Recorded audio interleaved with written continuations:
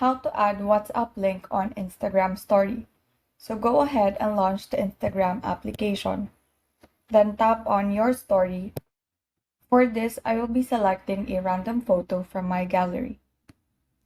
On top, you will see the icon for stickers. And then select link. So in here, you will need to provide your own URL, which is wa.me/ your area code or your country code plus your phone number. So for your area code or your country code, you do not need to add the plus sign.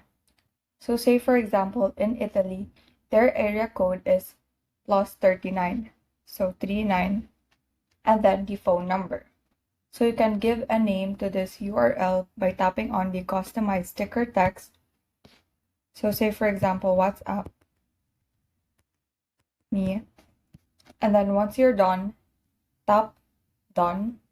So you can tap on the URL to customize and then hit the arrow button found on the lower right corner. Tap on share and then tap done. Now your story has been posted. So once the viewers tap on the URL, it will direct them to this page to which they can tap on continue to chat to start the conversation. And so that is how you add WhatsApp link on Instagram story. Thank you and have a great day.